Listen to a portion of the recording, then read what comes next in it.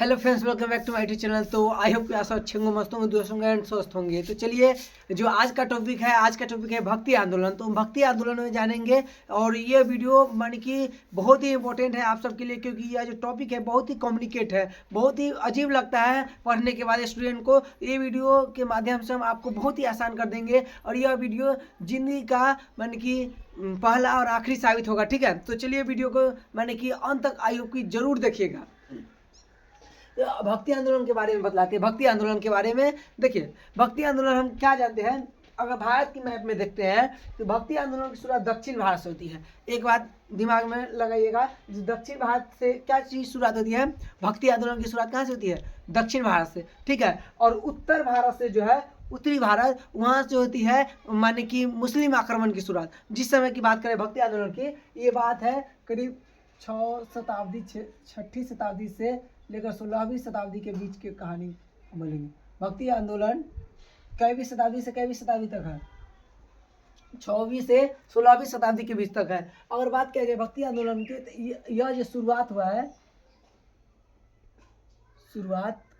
भक्ति आंदोलन की शुरुआत 6वीं से 8वीं शताब्दी तक, 8वीं शताब्दी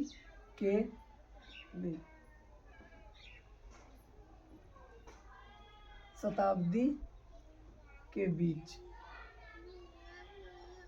ठीक है, भक्ति आंदोलन की शुरुआत जो है कैवीं शताब्दी में हुआ है? 6ठी से 8वीं शताब्दी के बीच। ठीक है, तो यह 6वीं से 8वीं शताब्दी के बीच क्या हुआ है? तो ये भक्ति आंदोलन की शुरुआत हुआ है। ठीक है, भक्ति आंदोलन की शुरुआत देखिए, हम जानते हैं दक्षिण भारत से भक्ति आंदोलन की शुरुआत हुआ है और उत्तर भारत से मुस्लिम आक्रमणकारी की शुरुआत हुआ है। जिसे कि हम जानते हैं कि मुस्लिम आक्रमणकारी में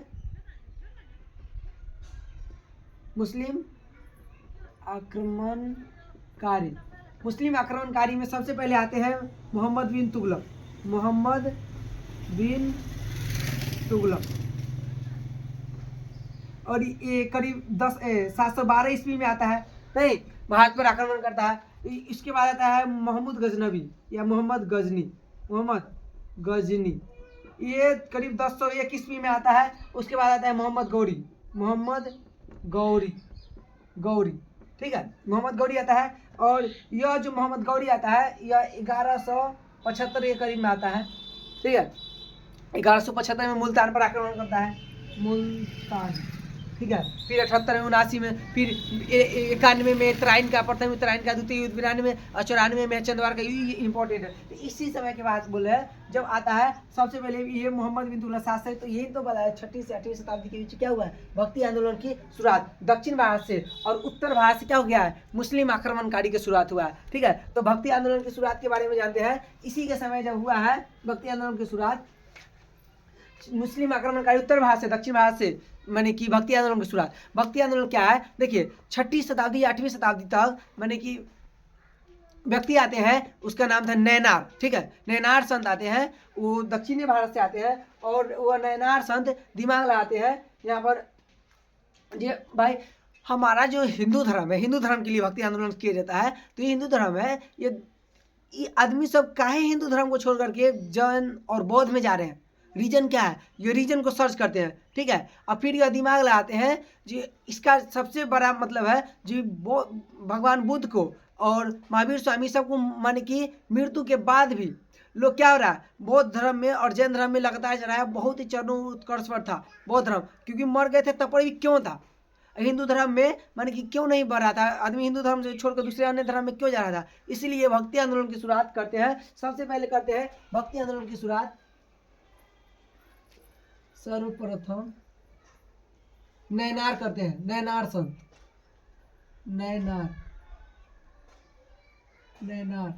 नैनार संत। ठीक है, नैनार संत करते हैं, और यह नैनार संत जो है, यह नैनार संत शिव को मानने वाले हैं।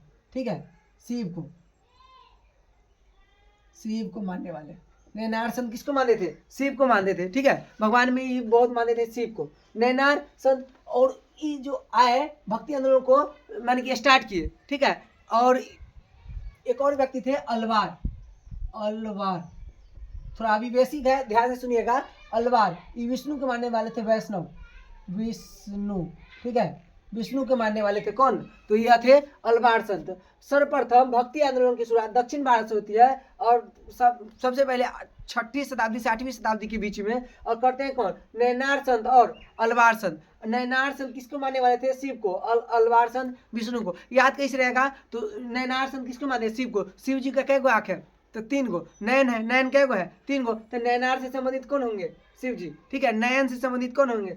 तो शिव जी, यानी कि शिव। और अलवार, अलवार माने अवतार, अलवार यानी कि अवतार। सबसे ज्यादा अवतार किसका है? विष्णु का। सबसे ज्यादा अवतार विष्णु का। तो अलवार संत किसका है? किसको मानने वाले थे? विष्णु को। ठीक है, समझ में आ गया होगा। जो नैनार, नैन, नैन माने आंख, आंख माने शिव जी, 3 गो आंख है। और अलवार माने, अलवार अवतार माने सबसे ज्यादा अवतार माने विष्णु जी। ठीक है, तो अलवार संत किसको माने थे? विष्णु को। अलवार संतों में, अलवार के संतों कुल 12 गो संत था। ठीक है, अलवार को मानने वाले प्रमुख 12 संत थे और नैनार को मानने वाले 63 संत थे। ठीक है, माने कि नैनार का भक्त जो है, नैनार का, तो नैनार का भक्त 63 को। अलवार देखो, देखिए अलवार, 12 नहीं आ रहा है, अलवार। तो 12 में क्या है? 12 नहीं है।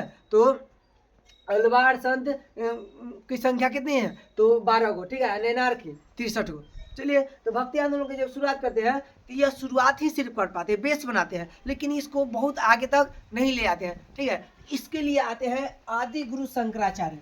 अब आते हैं, यह नाम बहुत ही इंपॉर्टेंट है, आदि गुरु शंकराचार्य। आदि गुरु, गुरु शंकराचार्य, शंकराचार्य, यह केरल के थे आदि गुरु शंकराचार्य। और आदि गुरु शंकराचार्य की बात किया जाए तो यह भक्ति आंदोलन के किन के समय सबसे ज्यादा चरणोत्कर्ष पर था? तो यह आदि गुरु शंकराचार्य ने भक्ति आंदोलन को दक्षिण भारत से ऊपर माने कि बहुत ज्यादा विकास किए। देखिए, यह तर्क दिए और यह दिमाग लगाया भक्ति आंदोलन क्यों पिछड़ रहा है। ठीक है, और यह 12वीं शताब्दी के समय, 12वीं शताब्दी के समय आदि गुरु शंकराचार्य ने भक्ति आंदोलन को बहुत ज्यादा बढ़ा दिया। ठीक है, भक्ति आंदोलन को सबसे आगे ले जाने में किन का हाथ था? आदि गुरु शंकराचार्य का था। ठीक है, यह केरल के थे और यह भक्ति आंदोलन को बहुत ही बढ़ाया। इसके लिए दिमाग लगाया जी भाई, बहुत संगीति हो रही थी, जैन संगीति हो रही थी, बहुत संगीति भगवान बुद्ध के मरने के बाद चौथी बौद्ध संगीति, सब जो बौद्ध संगीति जो हो रही है, ये सब होने के कारण क्या हो रहा है? बौद्ध धर्म के ज़्यादा ज्ञान इधर से उधर बढ़ रहा है, जिसके कारण क्या हो रहा है? लोग आकर्षित हो रहे हैं क्या चीज़ के प्रति? तो बौद्ध धर्म, जैन धर्म की सब के प्रति आकर्षित हो रहे हैं। काहे ना हम भी जैसे बौद्ध संगीत होती है ऐसा ही कुछ करें, इसलिए दिमाग लगाए। ठीक है, और ये भारत के मैप के अनुसार उत्तर में, दक्षिण में और पश्चिम में और पूर्व में क्या कर दिए? ये आदि गुरु शंकराचार्य दिमाग लगाए और जो उत्तर में यह क्या किए? इसे वो बौद्ध संगीति बैठा रहे थे, यह मठ की स्थापना कर दिए। ठीक है, यह जो आदि गुरु शंकराचार्य है, यह जो है मठ की स्थापना किए। मठ को पीठ कहा जाता है, पीठ। ठीक, तो पीठ की स्थापना किए। ठीक है, पीठ की स्थापना किए कौन? आदि गुरु शंकराचार्य। क्या किए? तो पीठ की स्थापना किए। पीठ माने होता है मठ। ठीक है, तो मठ की स्थापना किए कौन? आदि गुरु शंकराचार्य। और यह उत्तर भारत में, उत्तराखंड में किए। ऊ से उत्तर भारत, ऊ से उत्तराखंड। ठीक है, उत्तराखंड ऊपर होता है, ऊ से उत्तर, ऊ से ऊपर नहीं, तो ऊपर क्या है? उत्तर है, तो उत्तर में क्या चाहिए? उत्तराखंड में। उत्तराखंड में मठ की स्थापना किए। दक्षिण में कर्नाटक में मठ की स्थापना किए, कर्नाटक में। और ये उड़ीसा में स्थापना किए, पूरब में उड़ीसा, पूरब में ये है पूरब, ये है उत्तर, ये है दक्षिण और ये है पश्चिम। ठीक है, पश्चिम जो है यहाँ पे गुजरात में स्थापना किए, गुजरात। ठीक है, पश्चिम में कहाँ पर? गुजरात में स्थापना किए मठ की स्थापना। ठीक है, और बात क्या है विशेष बात, तो देखिए उत्तराखंड जो है बद्रीनाथ में मठ की स्थापना किए। उड़ीसा के पुरी में मठ की स्थापना किए, उड़ीसा के पुरी नामक जगह पर। ठीक है, कर्नाटक के मैसूर में मठ की स्थापना किए। गुजरात तो यह गुजरात द्वारिका में स्थापना किए, द्वारिका में स्थापना किए। ठीक है, द्वारिका में स्थापना की। क्या चीज़ की स्थापना की? मठ के। तो क्वेश्चन आएगा जो उत्तर में मठ कहाँ था? उत्तर में बद्रीनाथ, उत्तराखंड उत्तर बद्रीनाथ, ठीक है, तो बद्रीनाथ, ठीक है। और दक्षिण में कहाँ? कर्नाटक। और पश्चिम में गुजरात, और पूर्व में उड़ीसा। देखिए, पश्चिम में गुजरात, द्वारिका में ही कृष्ण भगवान रहते थे। नहीं, भगवान का गढ़ द्वारिका को माना जाता है इधर, ठीक है। मैंने कि भगवान कहाँ रहते थे? द्वारिका में, ठीक है। पूजा पाठ कहाँ किया जाता है? जादू टोना सब ज्यादातर तो ये उत्तराखंड में, बद्रीनाथ में, ठीक है। माने कि ज्योतिष उतिष किया जाता है कहाँ पर? बद्रीनाथ में, ठीक है। तो माने जादू टोना बद्रीनाथ में किया जाता है। और उड़ीसा, माने उड़ीसा जो है पूरी उड़ी बनेगा, पूरी और तस्मई बनेगा, माने कि दूध का जरूरी है। तो ये जो पूरी बनेगा उड़ीसा में, इस सब क्षेत्र में माने कि बहुत ज़्यादा गौ माता का पूजा होता है। नहीं, बहुत ज़्यादा बिहार, उत्तर प्रदेश, झारखंड, पश्चिम बंगाल, इस सब एरिया में क्या होता है? गौ माता का बहुत ज़्यादा पूजा होता है। और दक्षिण भारत से क्या कम्युनिकेट करते हैं? दक्षिण भारत जो है, यहाँ के लोग क्या होते हैं? काले होते हैं। तो ये क्या करेंगे? मैंने ये क्या करेंगे? तो मैंने कि व्हाइट होने के लिए मैंने कुछ माने कि मेकअप करेंगे, ठीक है। चलिए, तो हम याद रखते हैं जो किस मठ का क्या नाम है, ठीक है, किस मठ का क्या नाम है। तो सबसे पहले हम जानते हैं दक्षिण भारत के लोग क्या होते हैं, इसमें बताइए। सबसे ज्यादा काले लोग भारत के कहाँ पे होते हैं? तो दक्षिण भारत में, ठीक है। तो यहाँ पर कर्नाटक में, दक्षिण भारत में जो है लोग काले होते हैं। तो यहाँ पर श्रृंगेरी पीठ का स्थापना करेंगे। श्रृंगेरी याद कैसे रहेगा? श्रृंगेरी पीठ कहाँ है? तो कर्नाटक में है। देखिए, दक्षिण भारत के लोग क्या होते हैं? काले। तो काले होते तो क्या करेंगे? श्रृंगार करेंगे। तो श्रृंगेरी पीठ कहाँ है? दक्षिण भारत में, माने कि दक्षिण भारत में देखिए मठ है कहाँ? कर्नाटक में, ठीक है। और हम जान लेते हैं उत्तराखंड में। देखिए, उत्तराखंड बद्रीनाथ, केदारनाथ, ये सब डलहौजी नगर, ये सब कहाँ है? घूमने का स्थान है। यहाँ पर तीर्थ स्थल है। नहीं, बद्रीनाथ केदारनाथ तीर्थ स्थल है। यहाँ पर मैंने कि आदमी जाता है, जादू टोना करता है, भगवान की पूजा करता है, आराधना करता है। तो जादू टोना कहाँ करेगा? उत्तराखंड में, ठीक है। उत्तराखंड में करता है, पहाड़ के अंदर तपस्या करेगा और जादू टोना सीखता है। सबसे ज़्यादा उत्तराखंड में पहाड़ के क्षेत्र है, ठीक है। तो वहाँ पर जा करके तपस्या करेगा उत्तराखंड में, तो जादू टोना सीखेगा, ठीक है। यहाँ पर क्या सीखेगा? जादू टोना। इसलिए क्या है? बद्रीनाथ में ज्योतिष पीठ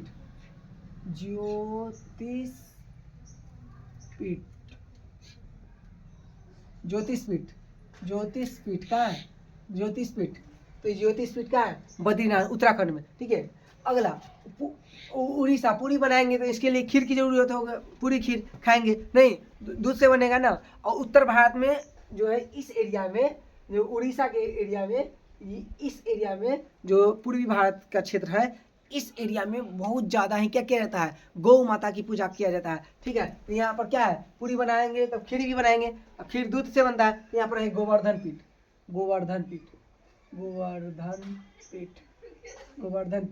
कहाँ है? तो गोवर्धन पीठ पूरी उड़ीसा में है, ठीक है। गोवर्धन पीठ उड़ीसा में है। और गुजरात में जानते हैं द्वारिका, भगवान कृष्ण का घर है, माने कि भगवान का बस्ती है कहाँ? तो द्वारिका में। तो यहाँ पर है भगवान की बस्ती शारदा पीठ। शारदा माँ सरस्वती को कहा जाता है। तो शारदा पीठ कहाँ है? शारदा पीठ। तो शारदा पीठ है द्वारिका में, याद रखिए। चलिए, उत्तर भारत में कौन राज्य में है? उत्तराखंड। उसे उत्तराखंड नहीं, तो उत्तराखंड में, ठीक है। कौन सा पीठ होगा? उत्तर भारत में। उत्तर भारत के लोग क्या करते हैं? तो वहाँ पर जाकर के हम सब पहाड़ के अंदर उत्तराखंड में क्या करेंगे? तो ज्योतिष करेंगे, नहीं तो ज्योतिष पीठ। दक्षिण भारत की बात करते हैं, दक्षिण भारत में। तो दक्षिण भारत के लोग काले होते हैं, तो क्या करेंगे? माने कि व्हाइट होने के लिए क्या करेंगे? श्रृंगार करेंगे। तो श्रृंगेरी पीठ कहाँ है? कर्नाटक में। और पूर्वी भारत में लोग क्या माने क्या करते हैं? गाय भैंस की पूजा करते हैं बहुत ज़्यादा, नहीं तो गोवर्धन पीठ कहाँ है? उड़ीसा में, ठीक है। अगला हम पश्चिम भारत में, गुजरात में हम जानते हैं, वहाँ पर द्वारिका में क्या है? कृष्ण जी का घर है, भगवान से संबंधित है। तो द्वारिका में क्या हो जाएगा? द्वारिका में शारदा पीठ, ठीक है। शारदा भगवान से संबंधित है, शारदा माँ सरस्वती को कहा जाता है, ठीक है। तो आपको पीठ आई हो कि मैंने समझ में आया होगा। हम तो समझाने का बहुत बड़ा प्रयास किए हैं, आप समझिए, ठीक है। अगला ये शंकराचार्य, आदि गुरु शंकराचार्य, यह बतलाए थे। एक आध दो इनका बहुत फेमस कथन है, और यह बात बार बार बतलाए थे कि हमको कैसे भी करके हिंदू धर्म को आगे ले चलना है। इसलिए ये सब पीठ की स्थापना किए, और इसलिए बोल रहे थे जो संसार झूठ से भरा है। संसार क्या है? झूठों से भरा है, सत्य केवल ब्रह्मा है। ठीक है, एक बहुत अच्छा बात बोले थे, ये संसार क्या है, संसार झूठों से भरा है, सत्य केवल ब्रह्मा ब्रह्मा है। ठीक है,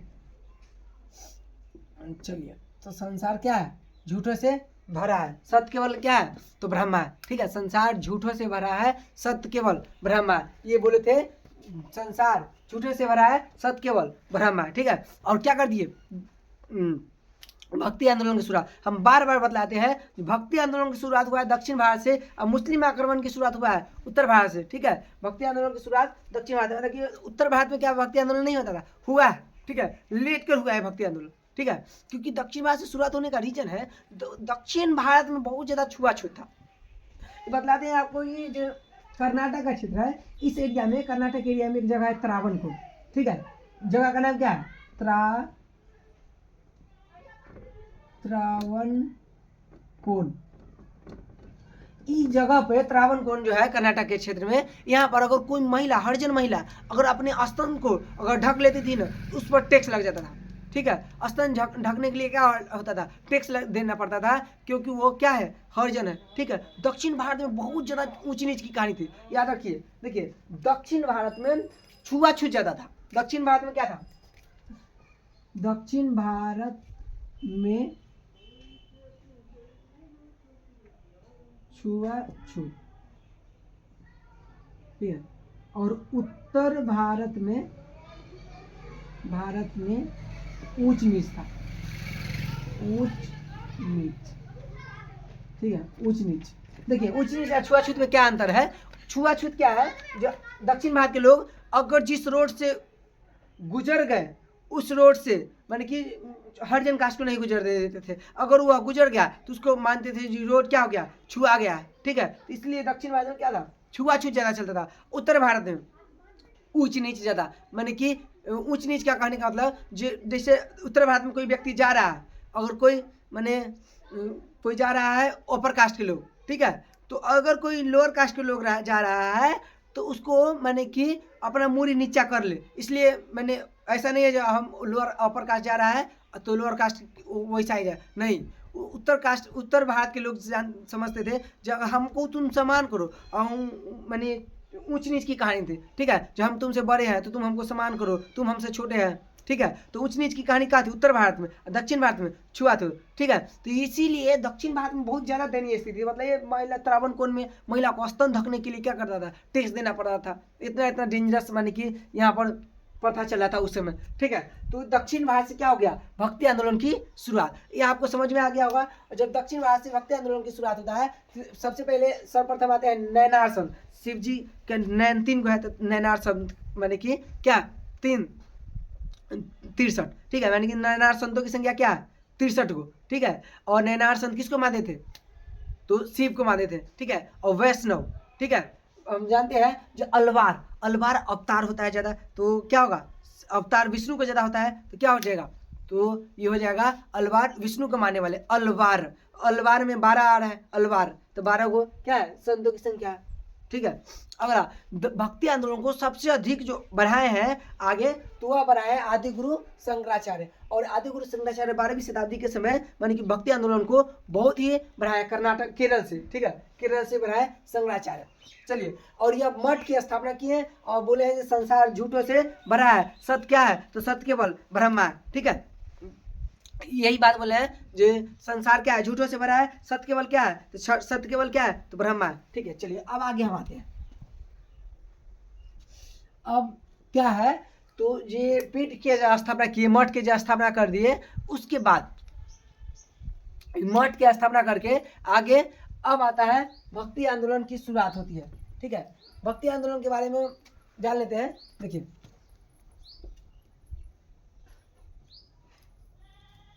भक्ति आंदोलन, भक्ति आंदोलन को हम 2 वर्गों में बांटते हैं। एक हमसे जानते हैं भक्ति आंदोलन में राम भक्ति नहीं, सगुण एक निर्गुण, देखिए सगुण और एक जानते हैं निर्गुण।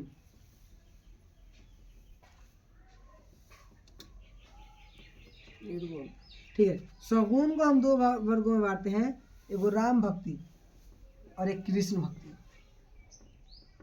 कृष्ण भक्ति।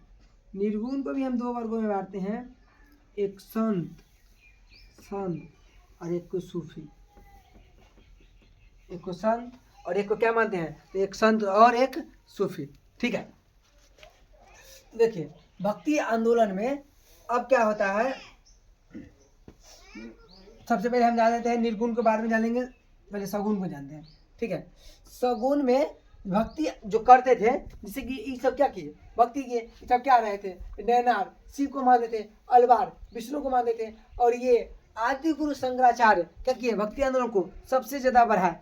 कब, 12वीं शताब्दी में, ठीक है। लेकिन भक्ति आंदोलन कब चरमोत्कर्ष पर था, तो भक्ति आंदोलन 16वीं शताब्दी में सबसे अधिक चरमोत्कर्ष पर था, ठीक है। भक्ति आंदोलन सबसे अधिक 16वीं शताब्दी में चरमोत्कर्ष पर था, ठीक है। भक्ति आंदोलन को बढ़ाने में किनका हाथ है, आदि गुरु शंकराचार्य का, ठीक है। आदि गुरु शंकराचार्य के बारे में लिख रहे हैं। एक और बात देखिए, आदि गुरु शंकराचार्य ने अद्वैतावाद के सिद्धांत दिए। आदि गुरु शंकराचार्य ने अद्वैतावाद, यहाँ पर लिख देते हैं, ठीक है। शंकराचार्य क्या दिए, अद्वैतावाद। अद्वैतावाद के सिद्धांत कौन दिए, आदि गुरु शंकराचार्य।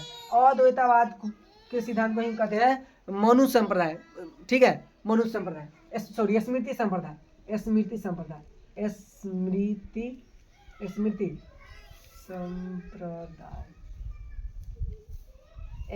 संप्रदाय, ठीक है। अद्वैतावाद को दूसरा नाम क्या है, स्मृति संप्रदाय। किससे संबंधित है, तो आदि गुरु शंकराचार्य से। अद्वैतावाद के सिद्धांत दिए ये आदि गुरु शंकराचार्य। अब इनको काटने के लिए 12वीं शताब्दी में कुछ लोग आते हैं, ठीक है। ये शंकराचार्य के सिद्धांत अद्वैतावाद को काटने के लिए 12वीं शताब्दी में कुछ लोग आते हैं। इसमें सबसे प्रमुख है इनके काटने के लिए एक वे आते हैं माधवाचार्य।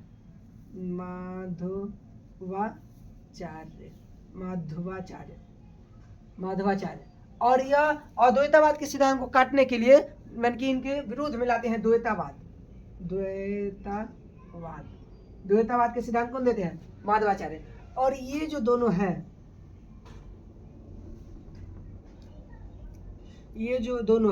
अब ये दोनों को बीच के एक लाते हैं, दोनों के बीच के जगह मान के अच्छी खोज कर लाते हैं निम्बकाचार्य, ठीक है।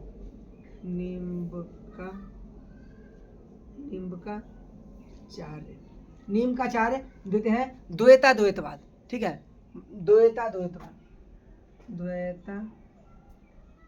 द्वैतवाद, ठीक है। निम्बकाचार्य क्या बतलाते हैं, द्वैतवाद, ठीक है। अगला देते हैं, दूसरा हो गया। तीसरा में आते हैं, थोड़ा सा इधर लिखते हैं। तीसरा में आते हैं निम्बकाचार्य के बाद वल्लभाचार्य,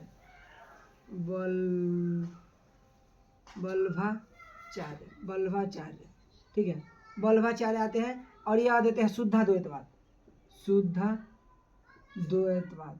द्वैतवाद के सिद्धांत, ठीक है। ये सब सिद्धांत दे रहे हैं। अगला चौथा में आते हैं रामानुजाचार्य,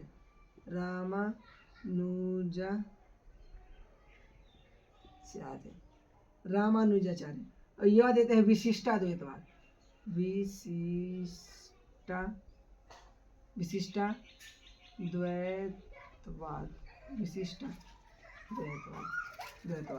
ठीक है। देखिए अब हड़बड़ाइए नहीं, याद होगा नहीं, कैसे होगा याद। चलिए शंकराचार्य सबसे पहले कौन देते हैं, माने कि स्मृति संप्रदाय माने देते हैं, जिसमें हम क्या करते हैं अद्वैतवाद के सिद्धांत। अद्वैतवाद के सिद्धांत को देते हैं, ये सब सिद्धांत है, ठीक है। सिद्धांत, ये सब क्या है, सिद्धांत। ये व्यक्ति का नाम है। तो शंकराचार्य देते हैं अद्वैतवाद के सिद्धांत। इनके विपक्ष में 12वीं शताब्दी में, ठीक है, 12वीं शताब्दी में, ये 12वीं शताब्दी के नहीं थे, इनके विपक्ष में लाया जाता है 12वीं शताब्दी में। ठीक है। तो यह जो है 12वीं शताब्दी में माधवाचार्य क्या करते हैं, द्वैतावाद के सिद्धांत दे देते हैं। द्वैतावाद, ये अद्वैतावाद देते हैं तो माधवाचार्य आकर के द्वैतावाद दे देते हैं। ठीक है। और निम्बकाचार्य क्या कर देते हैं, द्वैतवाद। ठीक है। अगला वल्लभाचार्य क्या देते हैं, द्वैतवाद। और रामानुजाचार्य विशिष्टाद्वैतवाद। अब याद कैसे रहेगा, देखिए याद कैसे रहेगा, हम बतलाते हैं। जो राम व्यक्ति है, जो राम भगवान है, राम भगवान क्या होते हैं, विशिष्ट होते हैं, विशेष नहीं होते हैं। तो रामानुजाचार्य विशिष्टाद्वैतवाद के सिद्धांत है। रामानुजाचार्य राम भगवान से संबंधित है, रामानुजाचार्य माने कि राम नहीं, तो रामानुजाचार्य कौन सा सिद्धांत देंगे, विशिष्टाद्वैतवाद, क्योंकि राम भगवान क्या है, विशिष्ट है, विशेष है, इसलिए विशिष्टाद्वैतवाद कौन देंगे, तो रामानुजाचार्य। अगला जानते हैं, देखिए अगर हम दूध पिएंगे, शुद्ध दूध, तो बल होगा या नहीं होगा, शुद्ध दूध पिएंगे। देखिए तो शुद्धाद्वैतवाद, शुद्ध दूध पीने से क्या होता है, बल, तो बल्वाचार्य, शुद्धाद्वैतवाद के सिद्धांत को देते हैं बल्वाचार्य। ठीक है। पहला है शंकराचार्य अद्वैतवाद, और इनके विपक्ष में लाते हैं माधवाचार्य क्या लाते हैं, तो द्वैतवाद। ठीक है।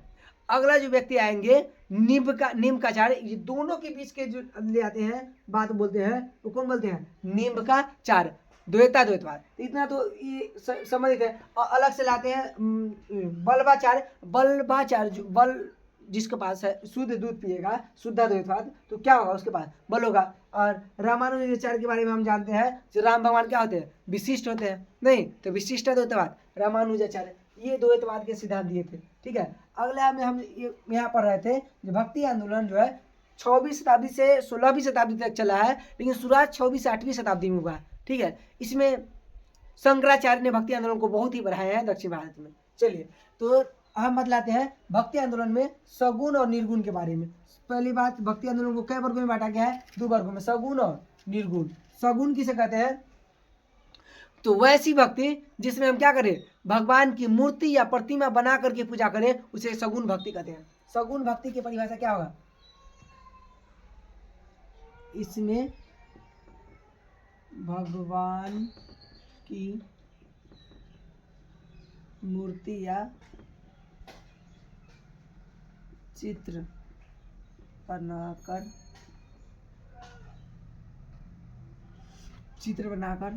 आराधना करते हैं, पूजा करते हैं। ठीक है। मतलब वैसी भक्ति जिसमें भगवान की मूर्ति या चित्र बनाकर पूजा किया जाए, उसे क्या कहेंगे, सगुण भक्ति। निर्गुण भक्ति किसे कहेंगे, तो इसमें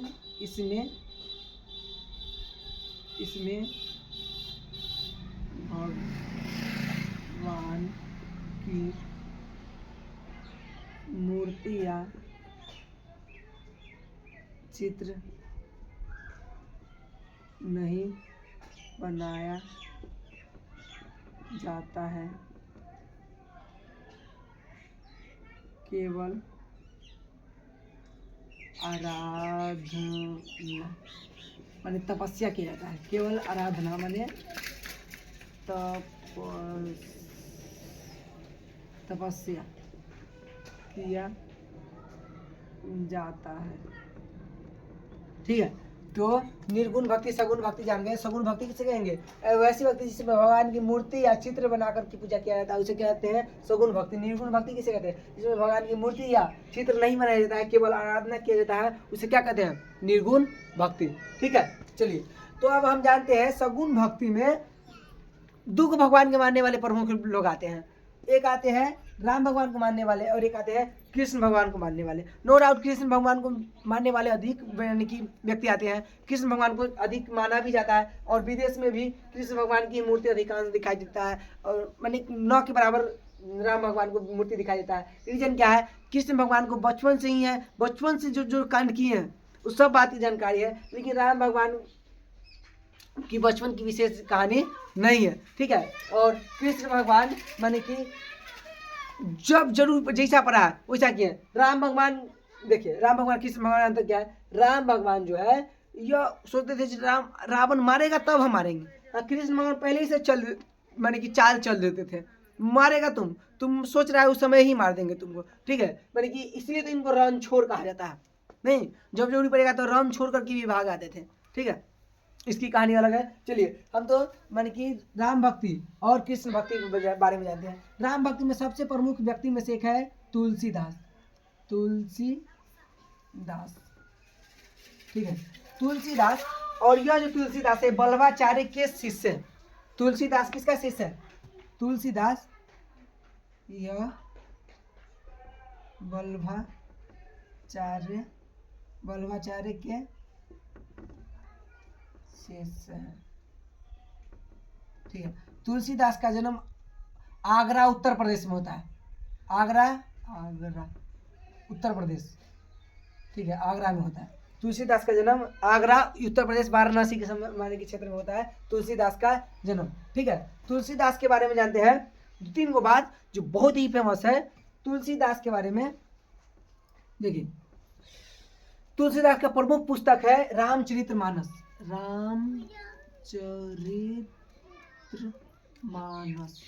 रामचरितमानस यह 1575 ईस्वी में क्या किया गया है? रामचरितमानस को लिखा गया है। 1575 ईस्वी में रामचरितमानस को लिखा गया है, ठीक है, 1575 ईस्वी में, ठीक है। और यह अकबर के समकालीन थी। यह अकबर के समकालीन थे। यह अकबर के समकालीन। तुलसीदास क्या थे? तुलसीदास मैंने कि रामचरितमानस लिखे, और लिखे तो ये बहुत फेमस है, और लिखे हैं जैसे कि और इनका लिखा जाए तो दोहावली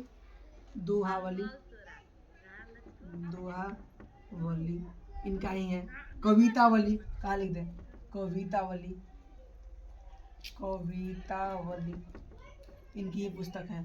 दोहावली इनकी ही पुस्तक है। गीतावली इनकी ही पुस्तक है, ठीक है।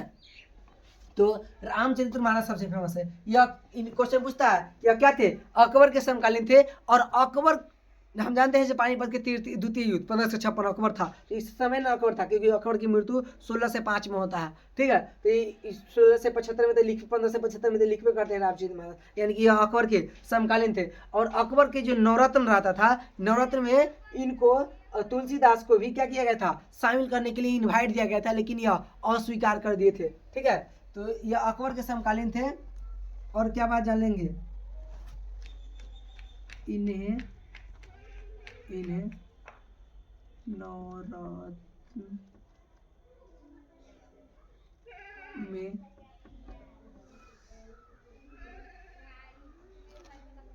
शामिल होने का प्रस्ताव दिया गया था,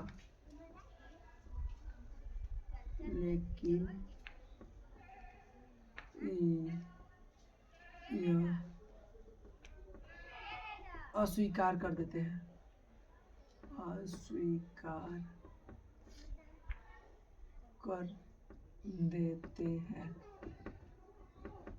ठीक है। इनको मैंने क्या किया जाता है? नवरत्न में शामिल करने का प्रयास किया जाता है, लेकिन यह नवरत्न के ऑफर को क्या कर देते हैं? अस्वीकार कर देते हैं।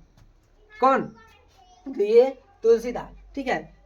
और क्या हम जानते हैं? देखिए तुलसीदास के बाद एक और व्यक्ति है। एक व्यक्ति ये हो गया, दूसरा व्यक्ति त्यागराज,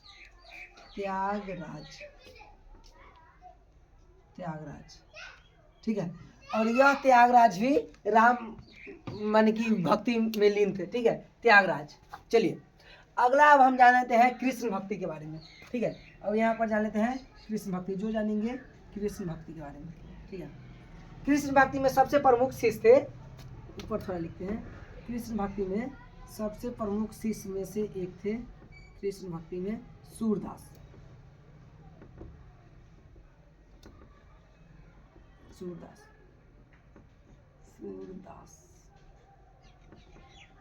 ठीक है।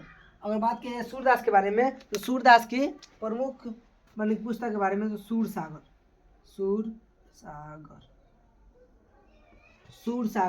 उसके बाद साहित्य लहरी,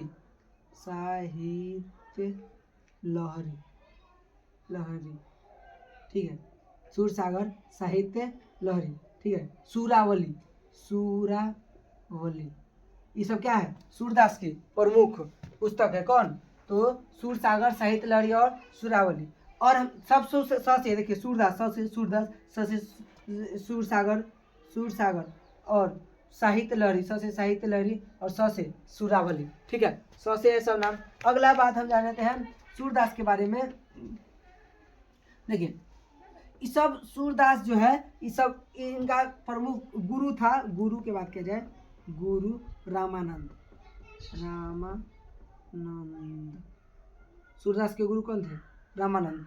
अगला जितना आएंगे, कबीर आएंगे, रैदास आएंगे, पीपा आएंगे, जो आएंगे, धन्ना आएंगे, जाट, माने कि जो आएंगे ना, सबके गुरु लगभग में रहेंगे रामानंद।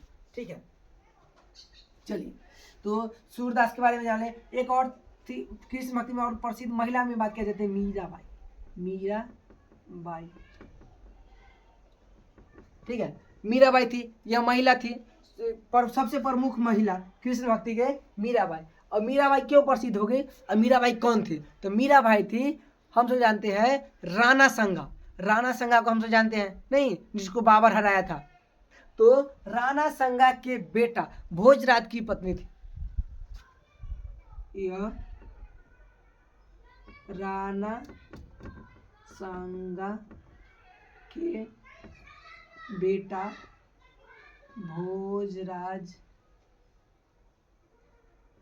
भोजराज के पत्नी थी। राणा संगा के बेटा भोजराज की पत्नी कौन थी, तो राणा संगा के बेटा भोजराज की पत्नी मीराबाई थी। और मीराबाई की तुलना मान कि जब बतलाएंगे सूफी के बारे में, अभी तक मैंने कृष्ण भक्ति बतला रहे हैं सूफी के बारे में, तो मीराबाई की तुलना सूफी भक्ति रूबिया से किया जाता है, सूफी संत रूबिया से। इनकी तुलना सूफी महिला रूबिया से किया जाता है, रूबिया से किया जाता है। ठीक है, तो इनकी तुलना किससे किया जाता है, तो सूफी महिला रूबिया से किया जाता है। ठीक है, आगे हमसे जान लेते हैं मीराबाई के बाद, मीराबाई के बाद तो तुकाराम, तुकाराम। देखिए तुकाराम इम्पोर्टेंट इसलिए है क्योंकि यह तुकाराम शिवाजी के समकालीन थे। यह शिवाजी के समकालीन थे। ठीक है, शिवाजी आपको याद होगा पुरंदर की संधि नहीं 1665, तो यह तुकाराम के बारे में शिवाजी के समकालीन, शिवाजी का सबसे जीवन का प्रमुख युद्ध है पुरंदर का युद्ध, पुरंदर ना 1665। चलिए, तो तुकाराम किसके समकालीन थे, शिवाजी के समकालीन। कौन थे, तो तुकाराम। देखिए नाम में है राम, लेकिन यह राम भक्त नहीं है। कौन भक्त है, कृष्ण भक्त। ठीक है, तुकाराम किसके भक्त है, तो तुकाराम कृष्ण के भक्त है। नाम में क्या है, तुकाराम, राम है लेकिन राम भक्त नहीं, इसलिए तो क्वेश्चन पूछता है तुकाराम किस माने की भक्ति, माने की किस किनको शिष्य थे, तो राम भक्त थे या कृष्ण भक्त, तो कृष्ण भक्त थे। नाम से कुछ होता है, नाम में है तुकाराम तो राम हो जाएगा, राम भक्त हो जाएंगे, नहीं। नाम में रहता है महिला जयवर्धनी, क्या महिला है, नहीं ना, नाम से कुछ नहीं होता है, नहीं।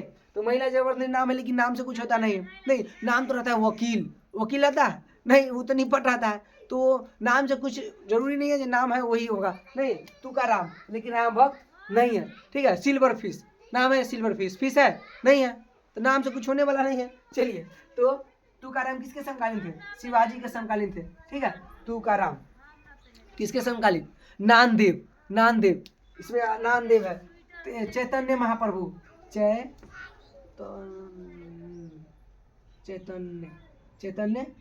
महाप्रभु, चैतन्य महाप्रभु, यह पश्चिम बंगाल के थे, वेस्ट बंगाली के थे, पश्चिम बंगाल के थे चैतन्य महाप्रभु। इनका जन्मभूमि पश्चिम बंगाल है लेकिन कर्म भूमि उड़ीसा है।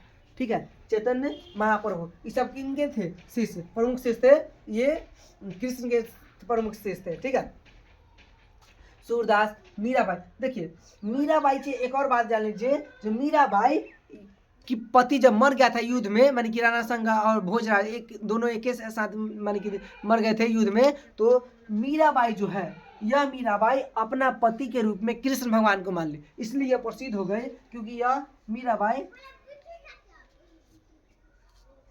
यह अपना पति कृष्ण भगवान को मान ली, ठीक है, कृष्ण भगवान को मान ली। कौन? तो मीराबाई, इसलिए क्या हो गए, बहुत ही प्रसिद्ध हो गए, ठीक है। और बाद में ये मीराबाई गुजरात की थी, ये इसमें हम लिख भी दिए होंगे। ये देखिए मीराबाई कहाँ की थी, गुजरात की थी। बाद में यहाँ पर क्या करने लगी, मैंने कि साधारण जीवन बिताने लगी। कौन? मीराबाई, ठीक है।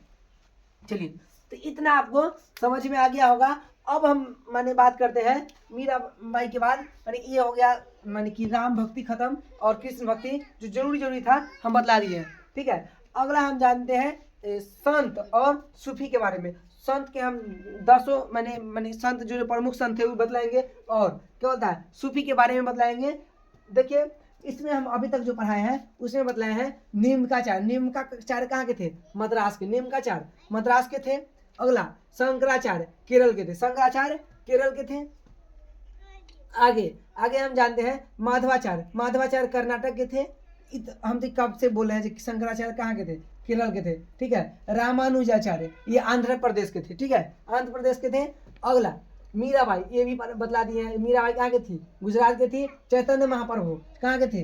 तो चैतन्य महाप्रभु कहाँ के थे? तो पश्चिम बंगाल, वेस्ट बंगाल नहीं, इनका कर्म भूमि उड़ीसा था। उड़ीसा जन्मभूमि का वेस्ट बंगाल, कर्म भूमि उड़ीसा। इंपॉर्टेंट चैतन्य महाप्रभु के बारे में पूछे ना पूछे, इनसे यह बात जरूर पूछ लेता है जो शंकर देव के बारे में। असम के क्षेत्र के असम में थे। असम में शंकर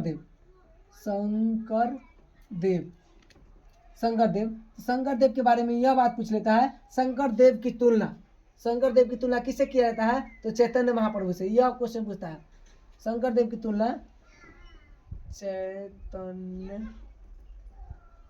महाप्रभु,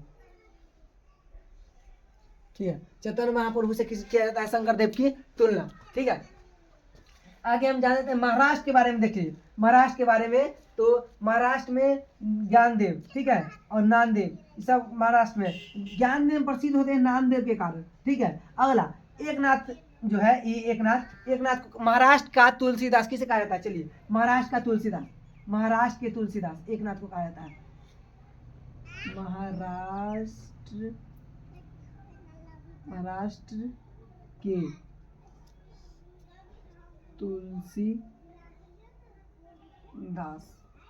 के तुलसीदास किनको कहा जाता है?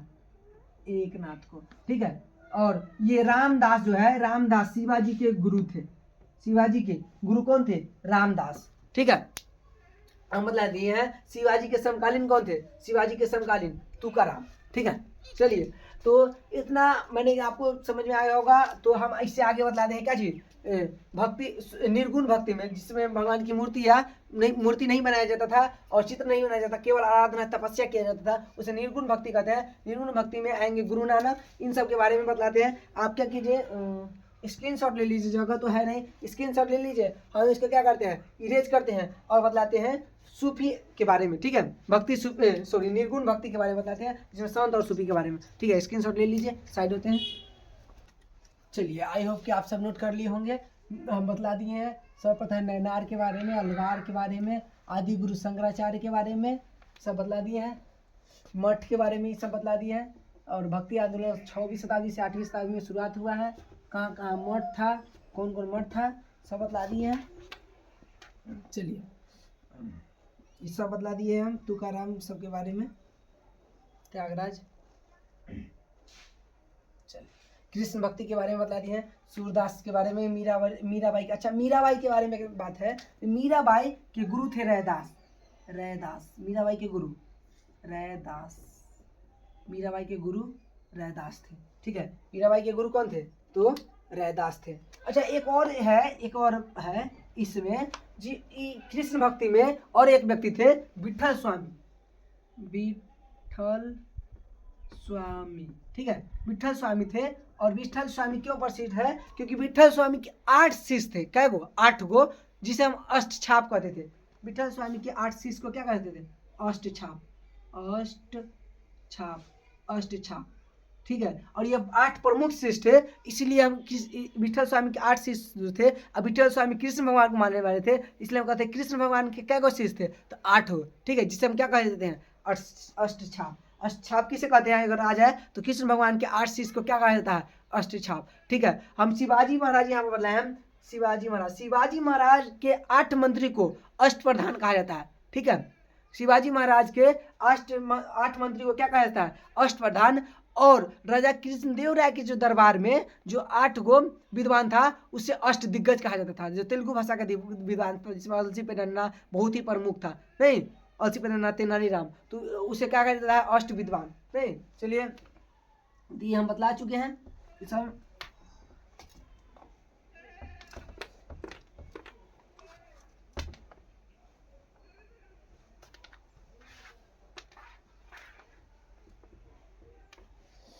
चलिए, तो हम बतला दिए हैं क्या चीज? भक्ति आंदोलन में क्या चीज के बारे में? भक्ति आंदोलन के बारे में बतला दिए हैं। हम भक्ति में जानते हैं कि एक क्या होता है भक्ति में?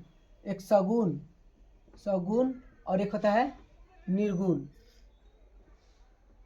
निर्गुण, नहीं, सगुण के बारे में बतला दिए। सगुण में एक होता है राम भक्ति और एक होता है कृष्ण भक्ति। कृष्ण भक्ति होता है। राम भक्ति में आए थे तुलसीदास, तुलसीदास के प्रमुख पुस्तक बतला दिए, उसमें सबसे प्रमुख पुस्तक था रामचरितमानस, 1575 में लिखा गया है, और त्यागराज था, नहीं।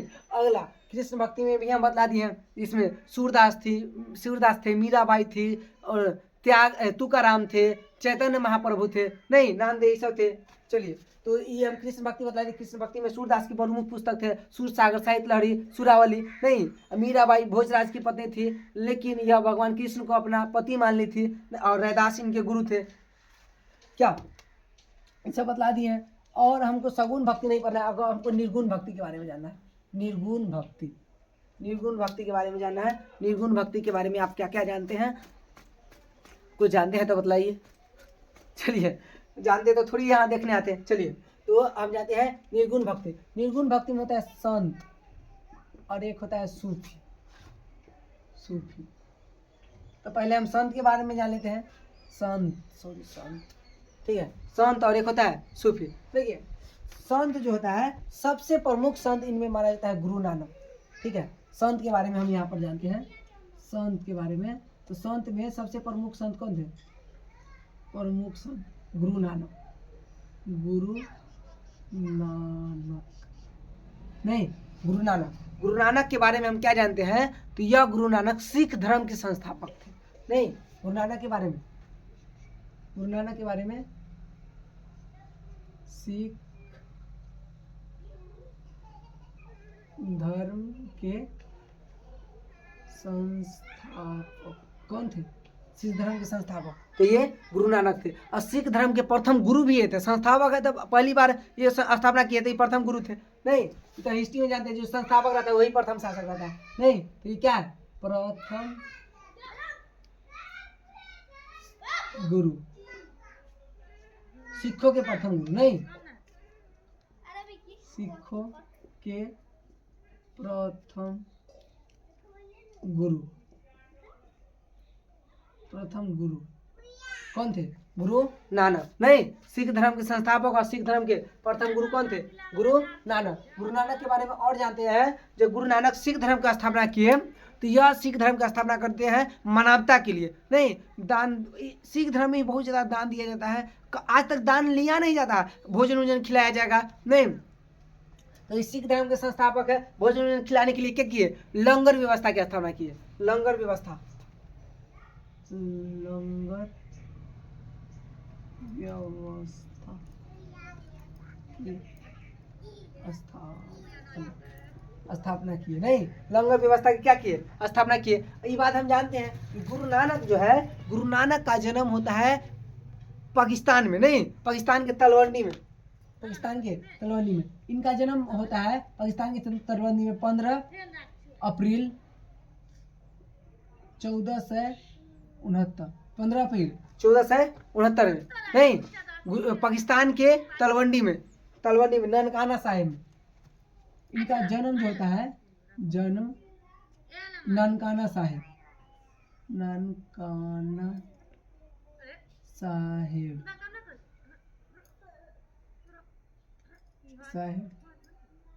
ननकाना साहिब, नहीं, ननकाना साहिब में किन का जन्म होता है? तो ये गुरु नानक का जन्म कहाँ होता है? जन्म ननकाना साहिब, यह है तलवंडी में। कहाँ है?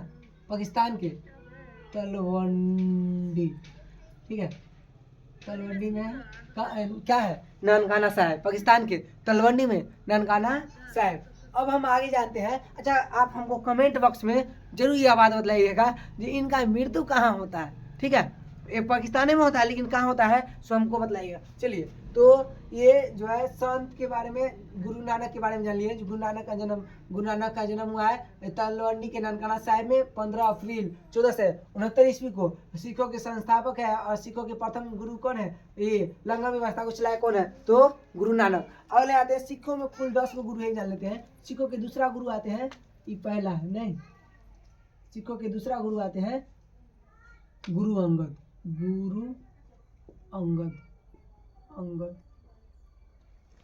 सिखों के 10वें गुरु, सिखों के दूसरे गुरु कौन आते हैं? गुरु अंगद। और यह गुरु अंगद क्या करते हैं? लंगर व्यवस्था को सुचारू ढंग से चलाते हैं। कौन? गुरु अंगद, ठीक है।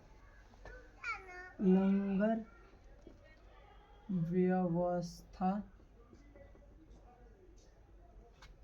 व्यवस्था को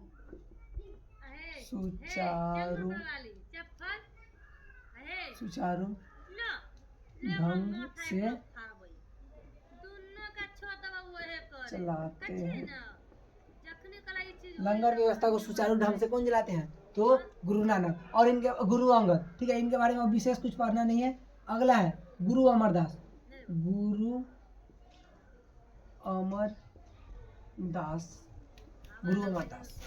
देखिए कि सबको एक नंबर याद रहता है, नहीं, सबको एक नंबर याद रहता है। क्या चीज?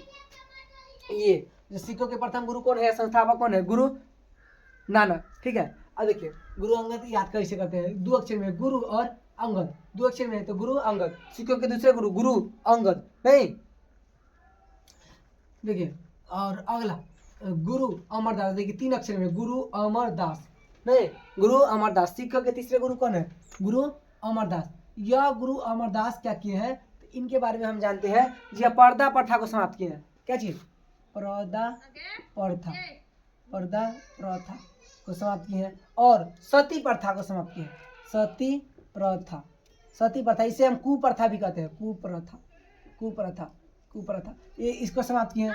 क्या? इसके विरुद्ध मानी की आवाज उठाए। सती प्रथा, कुप्रथा, पर्दा प्रथा, इस सब के बारे में। और यह इनके बारे में और क्या बात जान लेते हैं? तो यह जो है माने कि पारिवारिक जीवन में रहकर भी गुरु का माने कि आज्ञा का पालन किया है। पारिवारिक जीवन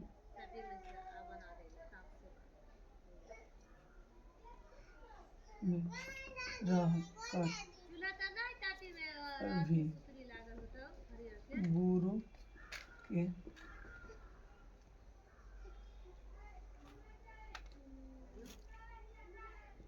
आज्ञा का पालन किए हैं। नहीं, पारिवारिक जीवन में रहकर भी क्या किए हैं? तो गुरु की आज्ञा का पालन किया है। देखिए गुरु अंगद सबको याद रहता है, सॉरी गुरु नानक। अगला क्या है? गुरु अंगद। याद कैसे रहेंगे? 2 अक्षर में गुरु और अंगद, 2 अक्षर में। और गुरु अमरदास कैसे याद रखेंगे? गुरु अमरदास, 3 अक्षर में गुरु अमरदास, नहीं। अगला हमसे जानते हैं जी पारिवारिक जीवन जी करके भी क्या किए हैं? गुरु के आज्ञा का पालन किए हैं। चौथा में ये है गुरु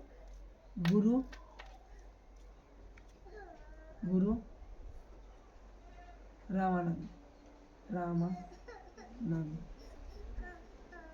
ठीक है। गुरु रामानंद देखिए याद कैसे रहेगा? तो गुरु रामानंद, राम भगवान के 4 गो भाई, राम भगवान की 4 माँ, ठीक है। तो चौथा गुरु कौन है? गुरु रामानंद, ठीक है। गुरु रामानंद याद किसे रहेगा? तो राम भगवान के 4 भाई है, राम भगवान की 4 माँ, तो याद किसे रहेगा? तो चौथा गुरु, सिखों के चौथा गुरु कौन है? गुरु रामानंद। और यह क्या क्या किए हैं? तो यह गुरु रामानंद क्या किए हैं? तो ये जो गुरु रामानंद है, तो यह क्या किए? तो मैंने तालाब बनाने के लिए अकबर को 500 बीघा जमीन दे दी, ठीक है, ठीक है। अकबर की जमीन दे दिए, यानी कि इनका संबंध अकबर से अच्छा था, नहीं?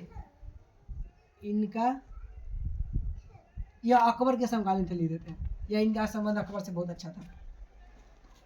इनका संबंध अकबर से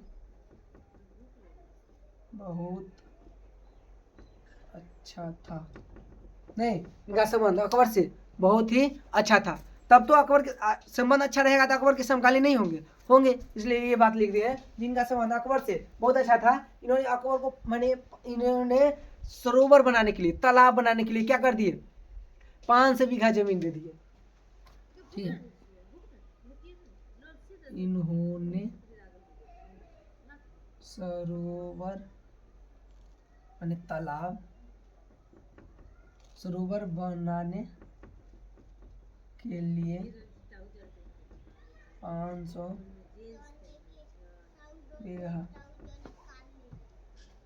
जमीन दी, ठीक है। इन्होंने सरोवर बनाने के लिए क्या किए? 500 बीघा जमीन दे दिए, ठीक है। मैंने तब क्या बनाया गया? सरोवर बनाया गया। तो 500 बीघा में थोड़ी सरोवर बना दिया गया होगा, ठीक है। 500 में आने जाने का भी रास्ता छुड़ा गया होगा, ठीक है। और वहां पर जब ये 500 बीघा दिए सरोवर बनाने के लिए, कौन? गुरु रामानंद। इनका संबंध अकबर से बहुत अच्छा था, ठीक है। अगले जो आएंगे गुरु, कौन? गुरु अर्जुन देव, गुरु अर्जुन देव, अर्जुन देव, ठीक है। गुरु अर्जुन देव, ये जो सरोवर बनाने के लिए तालाब देते हैं, सरोवर जो बनाया जाता है, इस सरोवर के बगल में यह हर मंदिर का निर्माण करते हैं। क्या करते हैं? यह हर मंदिर का निर्माण करते हैं, हर मंदिर, ठीक है। हर मंदिर का निर्माण करते हैं। सरोवर के नजदीक क्या करते हैं? हर मंदिर का निर्माण करते हैं, नहीं, जो तालाब जो बनाया जाता है, तालाब सरोवर बनाया जाता है, उसके नजदीक क्या करते हैं? हर मंदिर का निर्माण करते हैं, ठीक है। तो इसीलिए जो सरोवर के नजदीक हर मंदिर का निर्माण करते हैं। मंदिर जब बन जाता है तो यह माने क्या हो जाता है? अमृत, माने कि मंदिर में क्या हो जाता है? अमृत नाम से प्रसिद्ध हो जाता है, नहीं? तो क्या हो जाता है? तो यह जो मंदिर है, लगता है कि जो अमृत माने कि इसमें बरसता है, ठीक है। इसलिए क्या हो गया? अमृत सरोवर, नहीं, अमृत सरोवर, नहीं, अमृत कहाँ बरस रहा था? सरोवर में। कौन सरोवर में? अमृत सरोवर। सरोवर में क्या चीज? अमृत। तो अमृत सरोवर से क्या है? अमृतसर की स्थापना होता है। इसी प्रकार से क्या होता है? अमृतसर की स्थापना, नहीं। हर मंदिर का निर्माण कौन करते हैं? गुरु अर्जुन देव, ठीक है। और इनके बाद याद रखना है जी, हर मंदिर पर चादर चढ़ाते हैं मैंने राजा रणजीत सिंह, ठीक है। हर मंदिर पर सोना की चादर कौन चढ़ाते हैं? राजा रणजीत सिंह। इसलिए हर मंदिर को हम स्वर्ण मंदिर भी कहते हैं, ठीक है। इस मंदिर पर सोने की चादर राजा रणजीत सिंह चढ़ाते हैं। बाद में यह स्वर्ण मंदिर से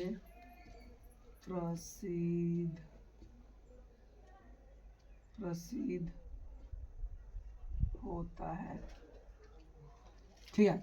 सुनिए, जो हर मंदिर है, हर मंदिर पर सोने की चादर कौन चढ़ाते हैं? राजा रणजीत सिंह। इसलिए इसके बाद कौन मंदिर से नाम जाना जाता है? तो स्वर्ण मंदिर। तो हमको मतलब स्वर्ण मंदिर की स्थापना किसने किया? राजा रणजीत सिंह? नहीं। देखिए, राजा रणजीत सिंह स्वर्ण मंदिर की स्थापना कैसे करेंगे? स्वर्ण मंदिर की स्थापना और गुरु अर्जुन देव कर चुके हैं हर मंदिर का। हर मंदिर का नाम खाली चेंज हुआ है, स्वर्ण मंदिर। कोई सोना के चादर चढ़ा देगा तो स्वर्ण मंदिर का स्थापना थोड़ी कर दिया, नहीं, स्थापना थोड़ी किया है, वो तो चादर चढ़ा दिया। चादर 7 किलो के करीब का था, 7 साढ़े 7 किलो के करीब का। तो ये हर मंदिर जो है जी या स्वर्ण मंदिर पर इसका चादर खाली चढ़ा था। तो ये जो राजा रणजीत सिंह स्वर्ण मंदिर का स्थापना थोड़ी करते हैं। स्वर्ण मंदिर का स्थापना माने हर मंदिर का स्थापना इतना कौन करते हैं? गुरु अर्जुन देव। ठीक है, और गुरु अर्जुन देव के समय क्या होता है? अमृतसर शहर की स्थापना। किसके समय? अमृतसर शहर की स्थापना गुरु अर्जुन देव के समय। अमृत सरोवर की स्थापना, सरोवर जो है सरोवर तालाब की स्थापना गुरु रामदास के समय होता है। लेकिन गुरु अर्जुन देव के समय क्या होता है? अमृत सरोवर की, अमृतसर की स्थापना। ठीक है, इनके समय क्या होता है? इनके समय अमृतसर की स्थापना होता है। अमृतसर शहर की स्थापना होता है। अमृतसर शहर की स्थापना किनके समय होता है? तो अमृतसर शहर की स्थापना होता है, अमृतसर शहर की स्थापना होता है गुरु अर्जुन देव के समय। ठीक है, गुरु अर्जुन देव के बारे में एक और जान लीजिए। ये एक पुस्तक लिखे थे। ठीक है, गुरु अर्जुन देव आदि ग्रंथ, नहीं ग्रंथ लिखे थे, आदि ग्रंथ, आदि ग्रंथ, ग्रंथ। ठीक है, आदि ग्रंथ के रचनाकार कौन है? गुरु अर्जुन देव। आदि ग्रंथ के रचनाकार, आदि ग्रंथ के रचनाकार कौन है? तो गुरु अर्जुन देव। ठीक है, चलिए, तो आदि ग्रंथ के रचनाकार गुरु अर्जुन देव। आगे हम आते हैं, चलिए, आदि ग्रंथ के रचनाकार गुरु अर्जुन देव। ठीक है, अगला आते हैं छठा गुरु, गुरु हरगोविंद। गुरु हरगोविंद, गुरु हरगोविंद। ठीक है, गुरु हरगोविंद। देखिए, इससे पहले एक बात जान लीजिए गुरु अर्जुन देव के बारे में। यह जो है गुरु अर्जुन देव के शरण में आता है जहांगीर के बेटा खुसरो। ठीक है, खुसरो के शरण दे देते हैं गुरु अर्जुन देव, इसलिए जहांगीर गुरु अर्जुन देव को फांसी चढ़ा देता है। ठीक है, जहांगीर गुरु अर्जुन देव को क्या कर देता है? फांसी चढ़ा देता है। कहाँ लिख दे? यहीं पे लिख देते हैं। नहीं, क्या लिख देते हैं? तो गुरु अर्जुन देव के बारे में, यह गुरु अर्जुन देव, यह जहांगीर के बेटा खुसरो को शरण देते हैं। ठीक है, इसीलिए फांसी चढ़ा दिया जाता है इनको। ठीक है, शरण देते इसलिए इनको फांसी चढ़ा दिया जाता है। ठीक है, आदि ग्रंथ, इसी को ग्रंथ साहिबा भी कहते हैं, ग्रंथ साहिबा। ठीक है, ग्रंथ साहिबा किसे कहते हैं? आदि ग्रंथ को। अगला जान लेते हैं गुरु हरगोविंद। यह अकाल तख्त की स्थापना की थी। अगला जो आएंगे, देखिए, गुरु अर्जुन देव के बाद ही, गुरु अर्जुन देव के बाद ही गुरु का जो पद है यह वंशानुगत हो गया। गुरु अर्जुन देव के बाद जितना गुरु आएंगे एक के वंश के आएंगे, एक के। ठीक है, ठीक है, तो इनके समय क्या हो गया? गुरु का पद क्या हो गया? वंशानुगत हो गया। कहाँ लिख दे? एक सेकेंड। इनके समय क्या हो गया? गुरु का पद वंशानुगत हो गया। इनके समय गुरु का पद वंशानुगत हो गया। इनके समय गुरु का पद क्या हो गया? वंशानुगत हो गया। अगला गुरु गोविंद सिंह के बारे में जानते हैं। अकाल तख्त की स्थापना करते हैं। अकाल तख्त की स्थापना कौन करते हैं?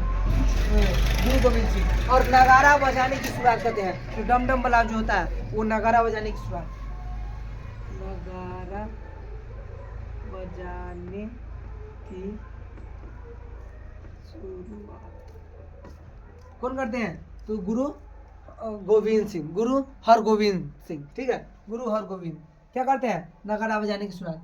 अगला है, इनके बारे में विशेष पढ़ना नहीं है, गुरु हर राय।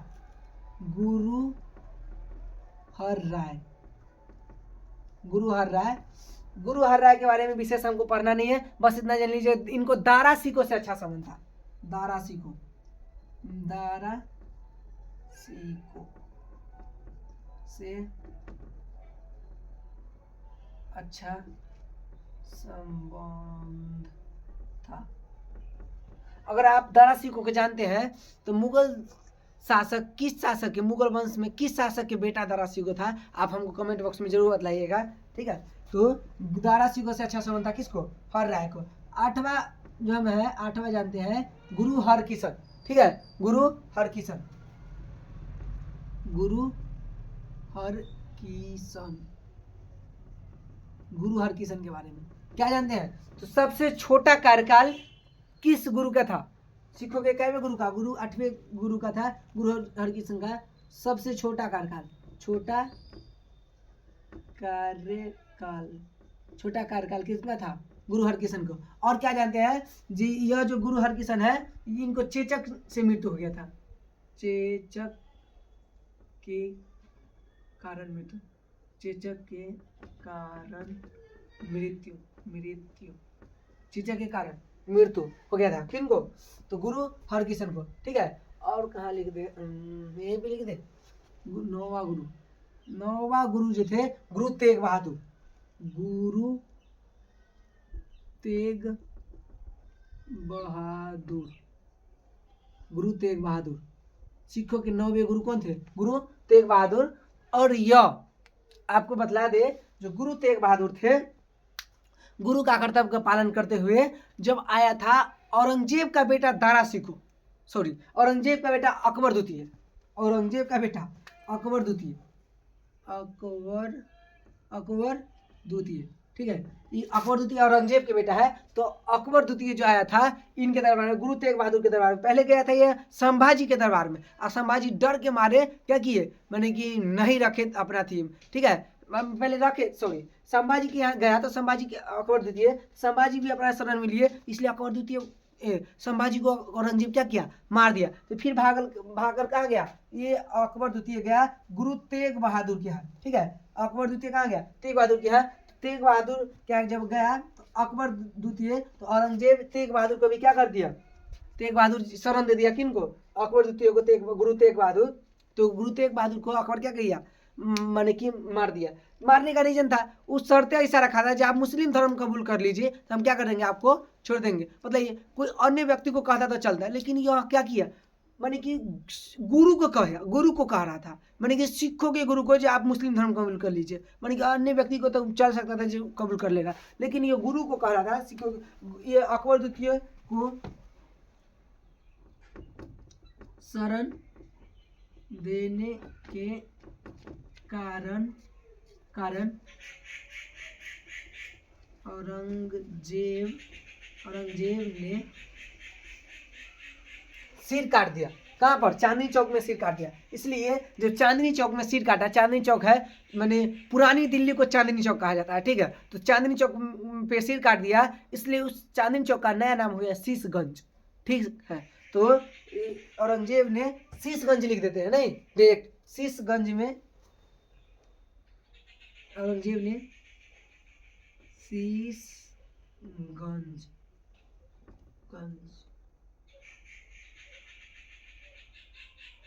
ब्रैकेट में लिखते हैं चांदनी चौक, चांदनी चौक पुरानी दिल्ली है। ठीक है, चांदनी चौक माने पुरानी दिल्ली। ठीक है, चांदनी चौक में सब काट देता है, सब काट देता है। ठीक है, चांदनी चौक माने पुरानी दिल्ली, लिख दे यहाँ पर पुरानी दिल्ली। ठीक है, तो अकबर द्वितीय को शरण दिए थे कौन, गुरु तेग बहादुर। इसलिए क्या कर देता है, गुरु तेग बहादुर को शीश काट देता है कौन, औरंगजेब। कहाँ पर, शीशगंज नामक स्थान पर। ठीक है, चलिए अगला जो है सिखों के 10वें गुरु, गुरु गोविंद सिंह, गुरु गोविंद सिंह 10वें गुरु, 10वें नंबर पर कौन है, गुरु गोविंद सिंह। सिखों के 10वें गुरु कौन है, गुरु गोविंद सिंह।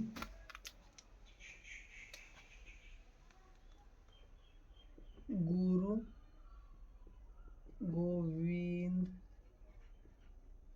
सिंह याद कैसे रहेगा, तो यह सिखों के क्या है, 10वें गुरु कौन है, गुरु गोविंद सिंह। इनके बारे में क्या याद रखेंगे, सिखों के अंतिम गुरु थे। सिखों के अंतिम गुरु कौन थे, गुरु गोविंद सिंह। ठीक है, ये अपने जीवन में ही समय बोल दिए थे क्या चीज, जो मेरे बाद कोई अगला गुरु नहीं होगा, जो गुरु ग्रंथ साहिबा है, ग्रंथ साहिबा, गुरु ग्रंथ साहिबा, आदि ग्रंथ या ग्रंथ साहिबा, इसी को क्या कहा जाता है, ग्रंथ साहिबा। तो ये बोल दिए थे कि मेरे बाद कोई अगला गुरु नहीं होगा, अर्जुन देव के द्वारा लिखा गया गुरु ग्रंथ साहिबा ही गुरु का काम करेगा। ठीक है, ये बोले थे, क्या बोले थे, मेरे बाद कोई अगला गुरु नहीं बनेगा, मेरे बाद कोई अगला गुरु नहीं बनेगा, बनेगा गुरु ग्रंथ साहिबा में, गुरु ग्रंथ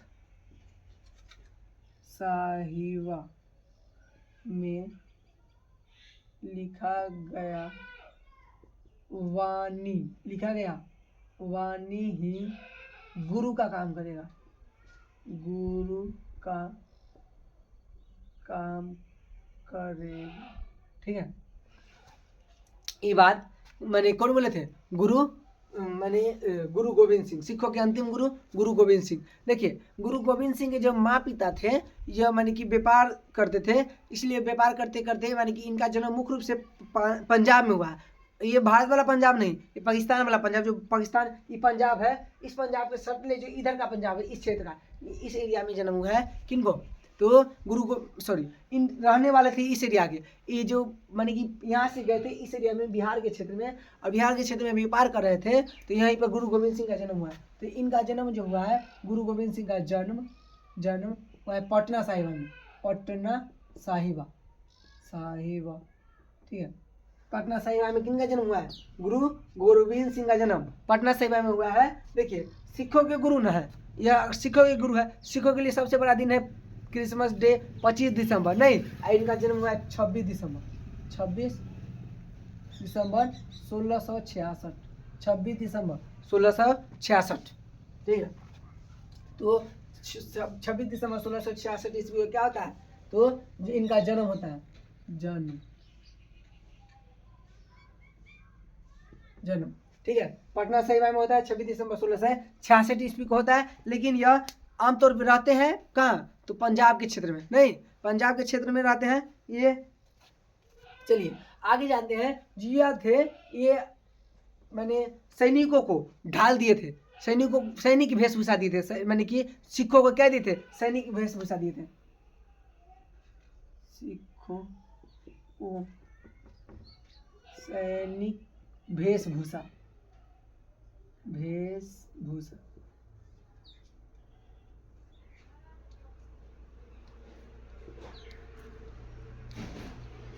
माने कि सैनिक ड्रेस दिए थे, सैनिक ड्रेस दिए थे कौन, ये गुरु गोविंद सिंह। और इनके बारे में सबसे बड़ी बात, यह सिख धर्म के लिए 5 करवार दिए, यह 5 करवार दिए। ठीक है, 5 करवार दिए, 5 करवार में है, देखिए 5 करवार क्या क्या दिए। पहले दिए जो सिख धर्म में केस रखना चाहिए, ठीक है, केस रखना चाहिए, तो केस, ठीक है, केस। उसके बाद केस के में लगाने के लिए कंघा दिए, बोले जो केस और कंघा, ठीक है, केस कंघा। और क्या बोले, जो कृपाल लेना है, ठीक है, कृपाल, केस कंघा कृपाल। कृपाल देखिए होता है क्या, जैसे केस में कभी कभी क्या होता है, अजीब लगने लगा तो उसको क्या कर लो, थोड़ा सा मैंने कि ऐसे करके गुदगुदा लो, उसी को क्या कहा जाता है, कृपाल। और केस कंघा कृपाल, कच्छा दिए, पैंट जो हाफ पैंट पहनने वाला होता है उसको कच्छा, और करा दिए, ठीक है, करा, करा जो हाथ में पहनने वाला होता है उसको क्या कहा जाता है, करा। ठीक है, तो ये 5 करवार दिए। कौन से शुरू होता है, तो पहले दिए केस, केस रखना है, ठीक है, और केस में क्या लगाना है, कंघा, कंघा, ठीक है। तीसरा कृपाल दिए, कृपाल जो केस में गुदगुदाने वाला होता है। और कच्छा दिए, कच्छा बोले जो कच्छा पहनना है, कच्छा। अला, करा, करा जो हाथ में पहनने वाला होता है। ये 5 करवार दिए कौन, गुरु गोविंद सिंह। ठीक है, सिखों के 5 करवार दिए, बोल दिए मेरे बाद कोई अगला गुरु नहीं होगा। जो गुरु अर्जुन देव के द्वारा लिखा गया जो आदि ग्रंथ है, तो आदि ग्रंथ की लिखी गई वाणी ही गुरु की काम करेगा, गुरु का काम करेगा। ठीक है, ये थे सिख धर्म के बारे में। ठीक है, और बात किया जाए सिख धर्म की, मैंने ये हम क्या पढ़ा रहे हैं अभी, तो ये संत के बारे में। प्रमुख संत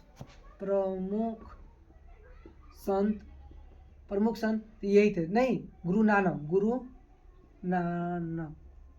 नानक एक, और क्या थे, कबीर संत में। ठीक है, कबीर थे, गुरु नानक थे, रैदास थे। कबीर थे, गुरु नानक थे, रैदास थे, रैदास थे। ठीक है, रामानंद। ठीक है, रामानंद। ठीक है, कबीर थे। और प्रमुख संत में यही सब आते हैं, प्रमुख में। और जो आते हैं तुमको आपको याद यह बात रखना होगा कबीर के बारे में, जो कबीर की जो जानकारी है ये बीजक नामक ग्रंथ में है। ठीक है, और इनका कास्ट पूछता है। ठीक है, अब इन सब का क्या पूछेगा, कास्ट पूछेगा। ठीक है, कबीर जो थे यह थे जुलाहा जाति के, जुलाहा। ठीक है, और इनका जो ग्रंथ है बीजक नामक जानकारी मिलता है, बीजक। इनकी जानकारी किस ग्रंथ में मिलती है, तो बीजक नामक ग्रंथ में। ठीक है, ये कौन कास्ट थे, जुलाहा। ठीक है, रैदास थे जात के चमार। ठीक है, चमार जिसे मोची कहते हैं, मोची कहते हैं। जब क्या लिख दे कबीर के बारे में, कबीर को देखिए, कबीर के मानने वाले को कबीर पंथी कहते हैं। इनको मानने वाले को कबीर पंथी कहते हैं, कबीर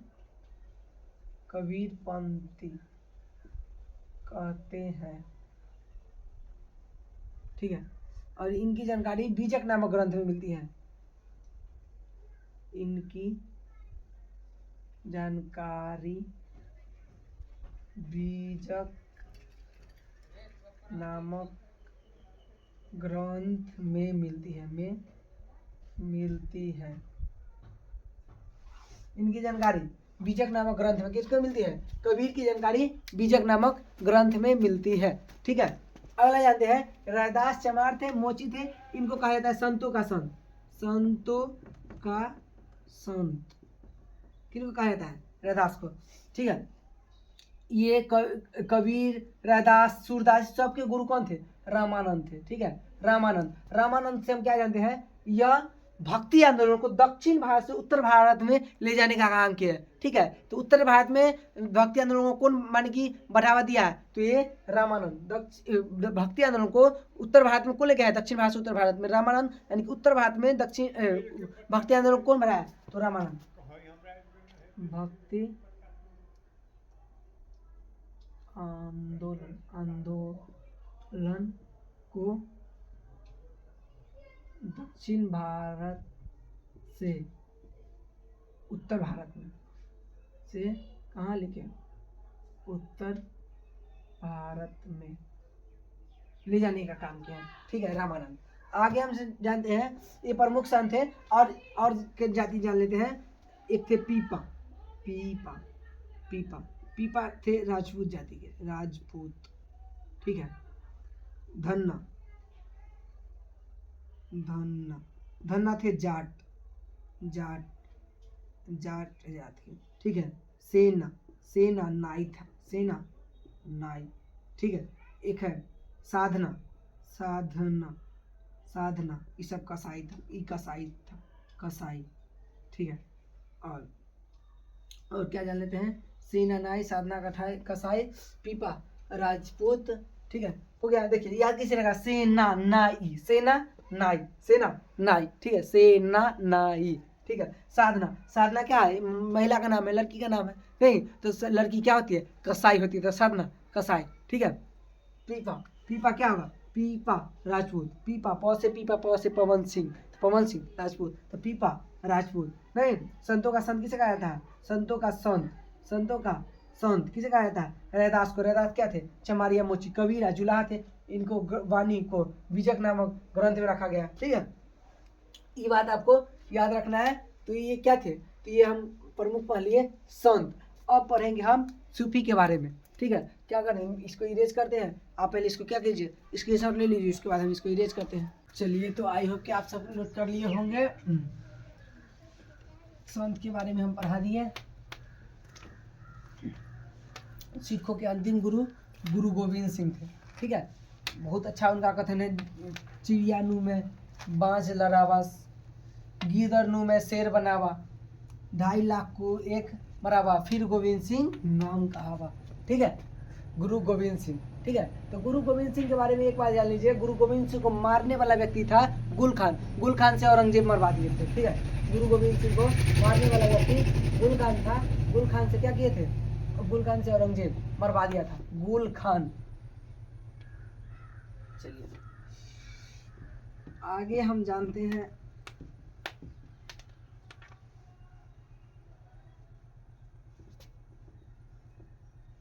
निर्गुण भक्ति में। हम ये बात जान लिए हैं निर्गुण भक्ति में जी संत के बारे में, संत। अब हम जानते हैं सूफी के बारे में। सूफी नहीं, सूफी के बारे में जानते हैं।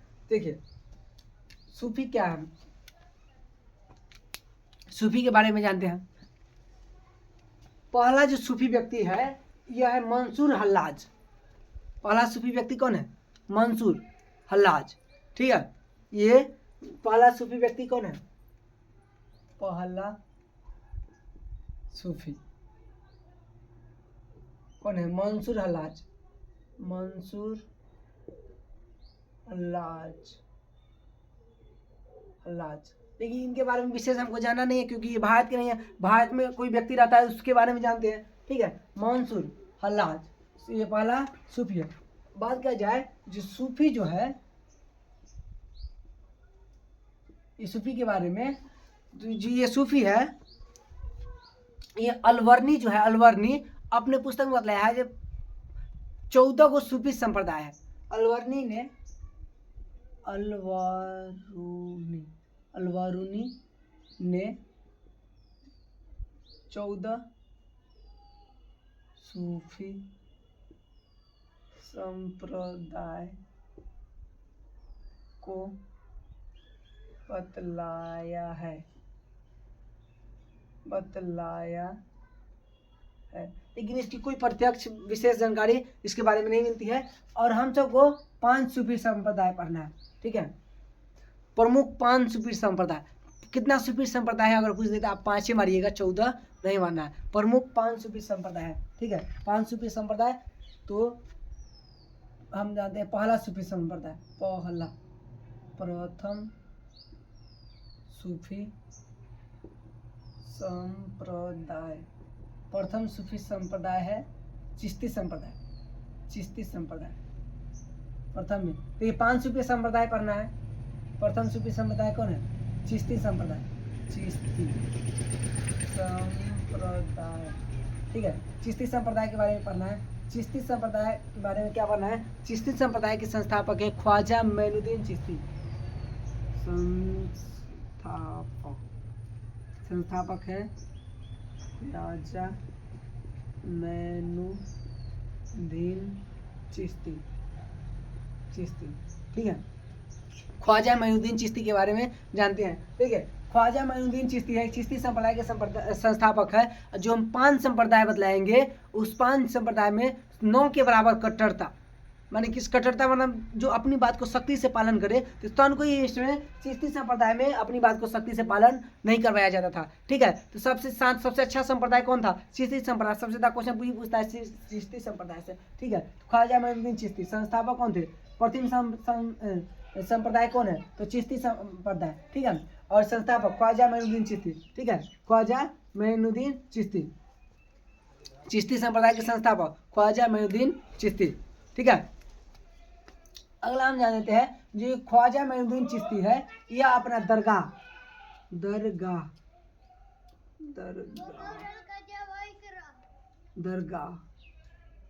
दरगाह या खनका, ठीक है। दरगाह या खनका किसे कहा जाता है, निवास स्थान को कहा जाता है, निवास स्थान, ठीक है। क्या कहा जाता है, दरगाह या खनका। तो इनकी दरगाह या खनका थी अजमेर, अजमेर जो कि राजस्थान है, राजस्थान, अजमेर जो कि राजस्थान है। ठीक है, तो ख्वाजा मोइनुद्दीन चिश्ती का मैंने ये दरगाह या खनका कहाँ था, अजमेर। ठीक है, इनके गुरु का नाम पूछता है। ठीक है, गुरु का नाम, ठीक है, उस्मान हारूनी, उस्मान हारूनी, उस्मान हारूनी। इनके गुरु का नाम क्या था, उस्मान हारूनी। ठीक है, और इनके गुरु का नाम उस्मान हारूनी, यानी कि उस्मान हारूनी का शिष्य कौन था, ख्वाजा मोइनुद्दीन चिश्ती, ख्वाजा मोइनुद्दीन चिश्ती। अगला आता है जो ख्वाजा मोइनुद्दीन चिश्ती है, ये ख्वाजा मोइनुद्दीन चिश्ती, इनका शिष्य था बख्तियार काकी। इनका शिष्य कौन था, बख्तियार काकी, बख्तियार काकी, बख्तियार काकी। बख्तियार काकी से आपको याद आ गया होगा अगर दिल्ली सल्तनत पढ़े होंगे तो, जो बख्तियार काकी का ही चेला था कुतुबुद्दीन ऐबक। इनका चेला शिष्य कौन था, शिष्य था कुतुबुद्दीन ऐबक, कुतुबुद्दीन ऐबक, नहीं कुतुबुद्दीन ऐबक। अच्छा, कुतुबुद्दीन ऐबक से ये दिमाग में नहीं लिया जो कुतुब मीनार कुतुबुद्दीन ऐबक के याद में बनाया गया, नहीं, कुतुब मीनार को कुतुबुद्दीन ऐबक बनाया है, लेकिन यही बख्तियार काकी की याद में, कि विशेष था कुतुबुद्दीन ऐबक किसका, बख्तियार काकी का, लेकिन यह प्रमुख शिष्य नहीं था। ठीक है, प्रमुख शिष्य कुतुबुद्दीन ऐबक नहीं था, बख्तियार काकी का सबसे प्रमुख शिष्य था बाबा फरीद, बाबा फरीद। बख्तियार काकी का सबसे प्रमुख शिष्य कौन था, बाबा फरीद। ठीक है, बाबा फरीद के बारे में बहुत जानना है। बाबा फरीद जो है यह बलबन के दामाद थे, बाबा फरीद यह बलबन के दामाद थे, यह बलबन के दामाद थे। ठीक है, बाबा फरीद शादी किए थे बलबन की बेटी से। ठीक है, बलबन ईरानी जो था 40 साल में शामिल हुआ था, यही बलबन गुलाम वंश के शासक था, नहीं, तो बाबा फरीद किसके दामाद थे, बलबन के दामाद थे। और बाबा फरीद जो है, बाबा फरीद का जो शिष्य है क्या बोलता है, निजामुद्दीन औलिया, निजामुद्दीन औलिया, निजामुद्दीन औलिया, निजामुद्दीन औलिया। निजामुद्दीन औलिया 7 राजा जो है, 7 राजा के दरबार में रह चुका है। निजामुद्दीन औलिया 7 राजा के माने कि समय तक रह चुका है, दरबार में नहीं, सॉरी गलती बोलती है, दरबार में हो ही नहीं सकता है। चलिए, निजामुद्दीन औलिया 7 राजा के दरबार में रह चुके हैं। इस सब राजा को मानते ही नहीं थे, राजा के संपर्क में आते ही नहीं थे। ठीक है, 7 राजा के समय रह चुके हैं कौन, निजामुद्दीन औलिया। निजामुद्दीन औलिया के बारे में 2 बात जानना है, बहुत ही इंपॉर्टेंट। ये बोले थे मेरे घर में 10 दरवाजे हैं, मेरे घर में 10 दरवाजे हैं, तो यह किसको बोले, ठीक है।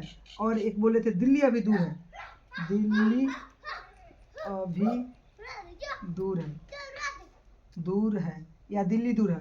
देखिए, यह जो है गयासुद्दीन तुगलक को बोले थे, गयासुद्दीन तुगलक। ठीक है, और ये मेरे घर में 10 दरवाजे है, अलाउद्दीन खिलजी, अलाउद्दीन खिलजी, खिलजी वंश के सबसे प्रतापी शासक अलाउद्दीन खिलजी। और क्या बोलता है ये गयासुद्दीन तुगलक, तुगलक वंश के संस्थापक गयासुद्दीन तुगलक। तो गयासुद्दीन तुगलक को बोले थे दिल्ली अभी दूर है, मेरे घर में 10 दरवाजे, किसको, अलाउद्दीन खिलजी को बोले थे, खिलजी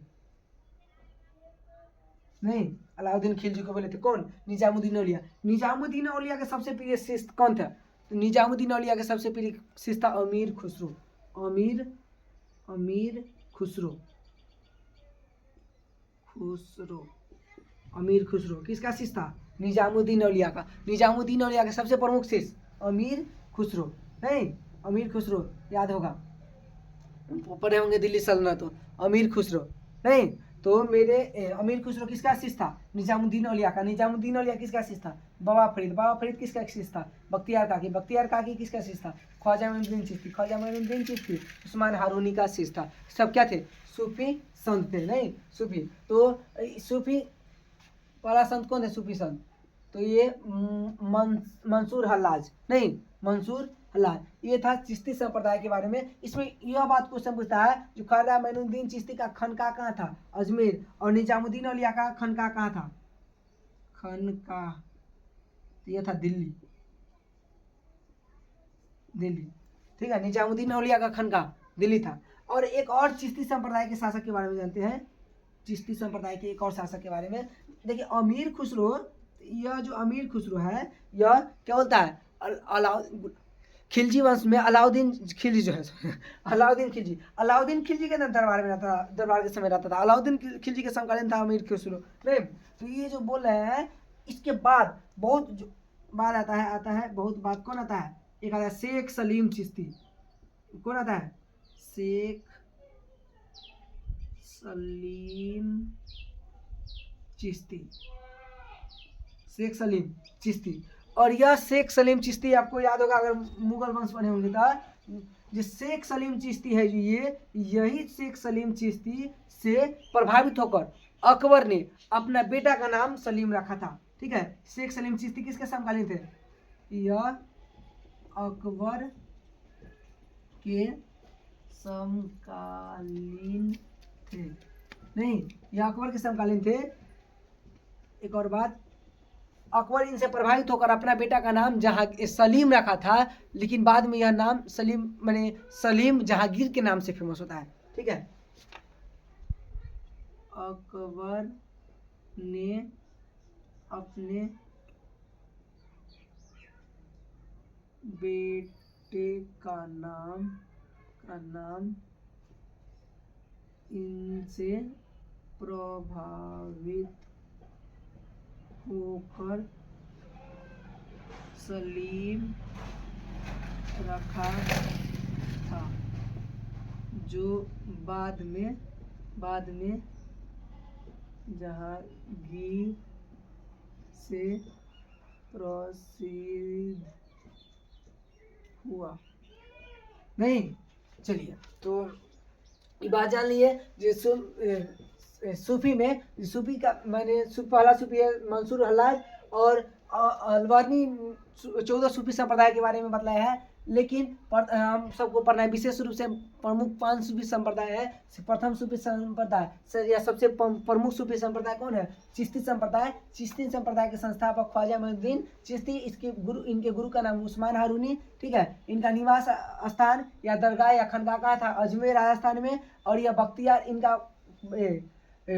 ख्वाजा मोइनुद्दीन चिश्ती का चेला या शिष्य कौन था, बख्तियार काकी, ठीक है। बख्तियार काकी के 2 शिष्य था, सबसे प्रमुख शिष्य बाबा फरीद और एक कुतुबुद्दीन ऐबक। कुतुबुद्दीन ऐबक ने कुतुब मीनार का निर्माण बख्तियार काकी के याद में बनवाया था, नहीं।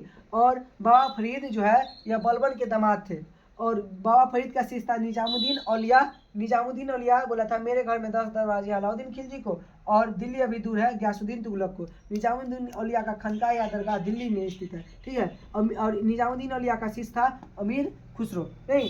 बाद में आया शेख सलीम चिश्ती जी, यह अकबर के समकालीन थे। और अकबर ने अपने बेटे का नाम इनसे प्रभावित होकर शेख सलीम चिश्ती रखा था, जो बाद में जहांगीर के नाम से प्रभावित माने प्रसिद्ध हुआ, ठीक है। चलिए अब जान लेते हैं एक के बारे में मतलब है एक। दूसरा हम इधर जान लेते हैं, दूसरा है फिरदौसी संप्रदाय। फिरदौसी, ठीक है। फिरदौसी संप्रदाय यह जानना बिहार वाले स्टूडेंट सबको बहुत ही इंपॉर्टेंट है, क्योंकि फिरदौसी संप्रदाय है, यह फिरदौसी संप्रदाय के संस्थापक है यासिर मनेरी। यासिर मनेरी, ठीक है। यह फिरदौसी संप्रदाय के संस्थापक कौन है, विशेष अब इसमें पढ़ना नहीं है, डायरेक्ट संप्रदाय और संस्थापक, ठीक है। तो फिरदौसी संप्रदाय के संस्थापक यासिर मनेरी, इसकी स्थापना मनेर में किया गया था। मनेर जो अभी मनेर पटना में है, पटना, ठीक है, पटना। तो ये बिहार में है, नहीं तो इम्पोर्टेंट हो जाता है। तो फिरदौसी संप्रदाय के संस्थापक यासिर मनेरी, स्थापना कहाँ हुआ है, मनेर पटना में, ठीक है। तीसरी जो है, तीसरा हम क्या बताए, सुहरवर्दिया संप्रदाय।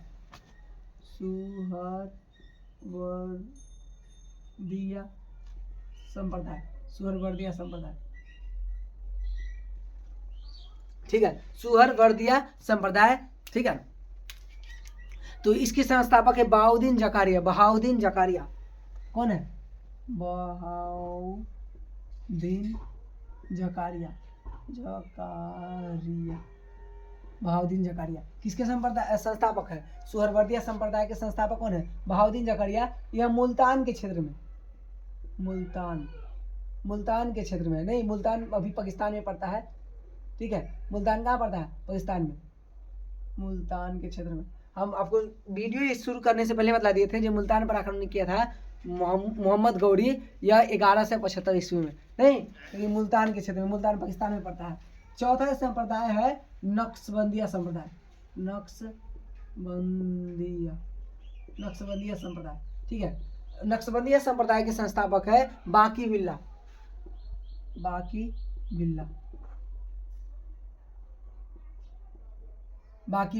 नक्शबंदिया संप्रदाय के संस्थापक कौन है? बाकी बिल्ला। पांचवी संप्रदाय हम जो जानते हैं कादरिया संप्रदाय, कादरिया संप्रदाय, ठीक है। कादरिया संप्रदाय के संस्थापक है शेख अब्दुल कादिर जिलानी, शेख अब्दुल कादिर जिलानी जियाउद्दीन। चलो तो शेख अब्दुल कादिर जिलानी, ठीक है। शेख अब्दुल कादिर जिलानी क्या है? तो ये कादरिया संप्रदाय के संस्थापक कौन है? शेख अब्दुल कादिर। देखिए कौन से कादरिया, कौन से कादिर, नहीं तो शेख अब्दुल कादिर जिलानी भी बोल सकते हैं, अब्दुल कादिर जिलानी, ठीक है। कादरिया संप्रदाय के संस्थापक शेख अब्दुल कादिर जिलानी, ठीक है। नक्शबंदिया के बाकी बिल्ला और सुहरवर्दिया के बाउद्दीन जकारिया, यह मुल्तान के क्षेत्र में था, नहीं। और फिरदौसी यासिर मनेर के क्षेत्र में था, मनेर पटना में पड़ता है। देखिए अगर पूछ दिया जाए सबसे कम कट्टरता किस में था, तो ये चिश्ती संप्रदाय। सबसे अधिक कट्टरता इस संप्रदाय में सबसे अधिक कट्टरता था। अच्छा कट्टरता क्या होता है? कट्टरता क्या होता है इस संप्रदाय में, माने कि कुछ संप्रदाय में, तो कादरिया संप्रदाय में सबसे अधिक कट्टरता था। कट्टरता माने जिसमें जो अपनी बात को सख्ती से मनवा ले, ठीक है, सख्ती से मनवा ले, नहीं जो अपनी बात को सख्ती से पूरा कर ले या मनवा ले, पूरा करे, उसे क्या कहते हैं? कट्टरता। नहीं कट्टरता किसे कहेंगे? तो जो अपनी बात को क्या करे, सख्ती से मनवा ले, उसे क्या कहते हैं? ये कट्टरता। ये 5 गो संप्रदाय है, ठीक है। सूफी संप्रदाय 5 गो है, ये आपको याद करने नाम।